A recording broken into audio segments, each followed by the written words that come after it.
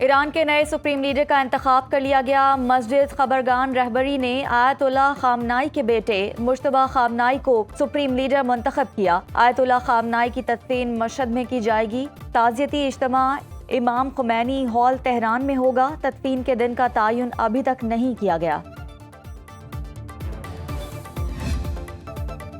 ایرانی حملوں کا خوف، امریکہ نے مشرق وسطی سے 9,000 فوجیوں کو نکال لیا۔ امریکی وزیر خارجہ کی تصدیق۔ واشنگٹن میں مارکو روبیو نے میڈیا ٹاک میں کہا کہ 1,600 امریکیوں نے خلیجی ممالک سے نکلنے کے لیے درخواست دی۔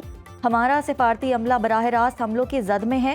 امریکی شہریوں اور فوجیوں کی حفاظت اولین ترجیح۔ ایران امریکی سفارت خانوں کو نشانہ بنا رہا ہے۔ اہداف حاصل کرنے کا بہترین موقع کھونا نہیں چاہتے تھے، اس لیے ایران پر حملہ کیا۔ مقاصد کے حصول تک کارروائیاں جاری رہیں گی۔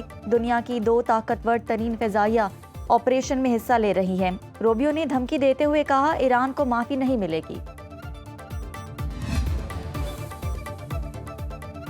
سعودی عرب میں امریکی CIA اسٹیشن پر حملہ۔ امریکی اخبار کے مطابق ایران نے ڈرون سے ہدف کو نشانہ بنایا، جس کے بعد عمارت میں آگ لگ گئی۔ دبئی میں امریکی قونصل خانے پر ڈرون حملے سے عمارت میں آگ بھڑک اٹھی۔ قطر میں بھی امریکی فوجی اڈے پر میزائل حملے۔ قطری وزارت دفاع کے مطابق 2 بیلسٹک میزائل میں سے ایک میزائل فضا میں تباہ، دوسرا العدید ایئر بیس سے ٹکرا گیا۔ اور میڈیا کا کہنا ہے کہ دارالحکومت دوحہ کے قریب زوردار دھماکوں کی آوازیں سنی گئیں۔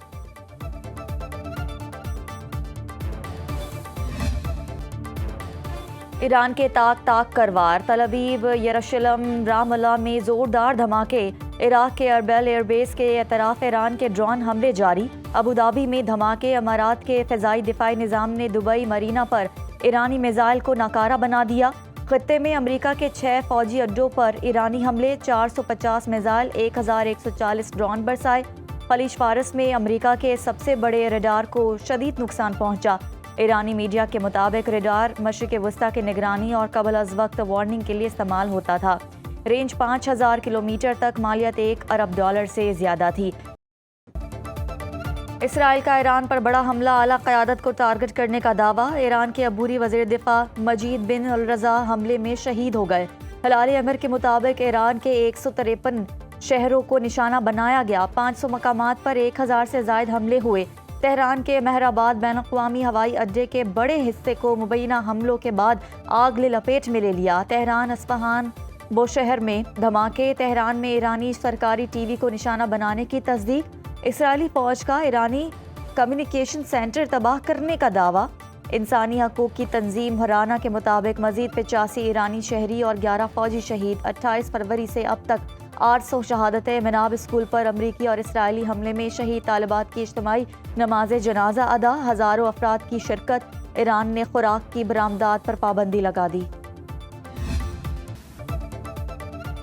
ایران بڑے نقصان کے لیے تیار رہے، امریکی صدر ٹرمپ نے خبردار کر دیا۔ جرمن چانسلر سے ملاقات کے بعد میڈیا سے گفتگو میں کہا کہ ہم حملہ نہ کرتے تو ایران پہلے حملہ کر دیتا۔ اب ایران کے پاس نہ بحریہ ہے، نہ فضائیہ، نہ ہی فضائی دفاعی نظام۔ تقریباً سب کچھ تباہ ہو گیا۔ چاہتے ہیں ایران کی قیادت وہ سنبھالے جو عوام کے حقیقی نمائندے ہوں۔ ایران مایوسی میں ان ممالک پر حملہ کر رہا ہے جن کا اس سے کوئی تعلق نہیں۔ اسپین نے ہمیں فوجی اڈے دینے سے انکار کیا، اسپین سے تجارت ختم کر رہے ہیں۔ برطانیہ سے بھی خوش نہیں ہوں، امید ہے ایران تنازع کے بعد تیل کی قیمتیں گریں گی۔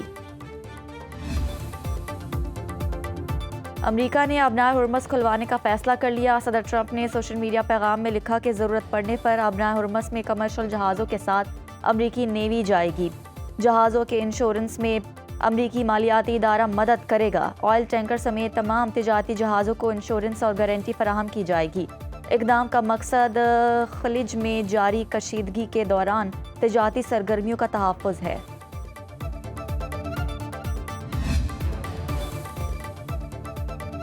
حالت جنگ میں ہونے کے باوجود ایران میں حکومتی سرگرمیاں جاری ہیں۔ ایرانی صدر مسعود پزشکیان نے سوشل میڈیا بیان میں کہا کہ غیر معمولی صورتحال میں بھی ملکی نظام نہیں رکا، ہم تمام گورننس سے رابطے میں ہیں۔ مسعود پزشکیان نے مریضوں اور بچوں کو نشانہ بنانا انسانی اصولوں کے کھلم کھلا خلاف ورزی قرار دیا۔ کہتے ہیں ہسپتال پر حملہ زندگی پر وار ہے، اسکولوں کو نشانہ بنانا قوم کے مستقبل پر حملہ۔ دنیا کو اس کی مذمت کرنی چاہیے، ایران خاموش نہیں رہے گا۔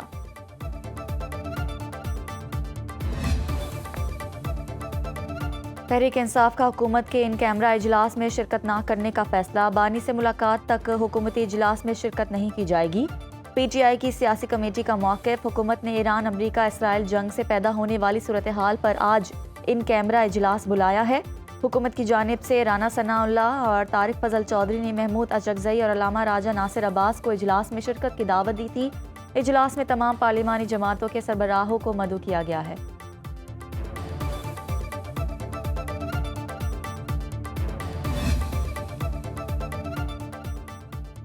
وزیراعظم کی ترکیہ کے صدر رجب طیب ایردوان سے ٹیلی فون پر گفتگو، شہباز شریف نے ایران پر حملے اور اس کے بعد برادر خلیجی ممالک پر ہونے والے افسوسناک حملوں کی شدید مذمت کی۔ صدر ایردوان کو برادر خلیجی ممالک کی قیادت سے اپنے حالیہ روابط سے آگاہ کیا۔ دونوں رہنماؤں نے اس بات پر زور دیا کہ مزید کشیدگی سے بچنے کے لیے فریقین تحمل اور بردباری کا مظاہرہ کریں۔ وزیراعظم نے صدر ایردوان کو افغانستان میں حالیہ پیش رفت سے بھی آگاہ کیا۔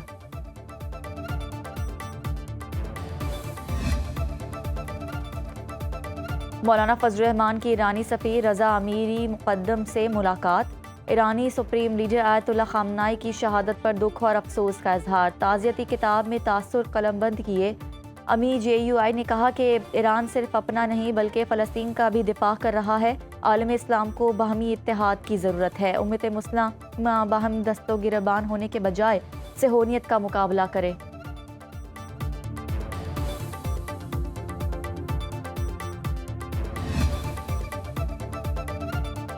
پاکستان کا آپریشن غضب للحق جاری، جلال آباد میں طالبان رجیم کا اسلحہ ڈیپو اور ڈرون سٹوریج تباہ کر دیا۔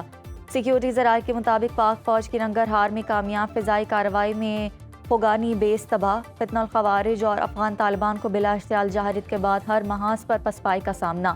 آپریشن غضب للحق اہداف حاصل ہونے تک جاری رہے گا، وزیر اطلاعات نے تفصیل جاری کر دی۔ عطا تارڑ نے کہا کہ افغانستان میں 56 مقامات کو فضائی کارروائی کے ذریعے مؤثر طور پر نشانہ بنایا۔ افغان طالبان رجیم کے 464 کارندے ہلاک، 665 سے زائد زخمی ہوئے، 188 چیک پوسٹیں تباہ، 31 پوسٹوں پر قبضہ کیا، 192 ٹینک، 72 بند گاڑیاں اور آرٹلری گنز تباہ کی۔ خوف کے مارے فرار ہونے کی کوشش کرنے والے 3 افغان طالبان دہشت گرد سیکیورٹی فورسز نے گرفتار کر لیے۔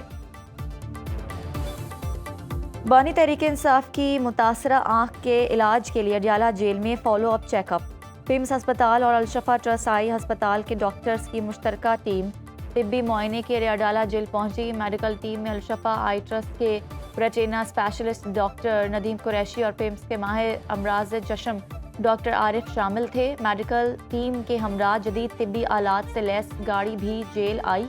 میڈیکل ٹیم کو جیل ہسپتال کے ڈاکٹرز اور عملے کی بھی معاونت حاصل رہی۔ ایرانی حملوں کے باعث فٹ بال اسٹار رونالڈو نے سعودی عرب چھوڑ دیا۔ کرسٹیانو رونالڈو اپنے نجی طیارے سے سعودی دارالحکومت ریاض سے میڈرڈ پہنچے۔ برطانوی اخبار کے مطابق رونالڈو کی نجی طیارہ مصر اور بحر الروم کے اوپر سے گزرا۔ فٹ بال اسٹار کا جہاز پیر کی رات سعودی عرب سے میڈرڈ کے لیے روانہ ہوا تھا۔ ایشین فٹ بال کنفیڈریشن کی جانب سے ایران جنگ شروع ہونے کے بعد خلیجی خطے میں ہونے والے 8 میچز کی معطلی رونالڈو کے سعودی عرب سے روانگی کی وجہ بنی۔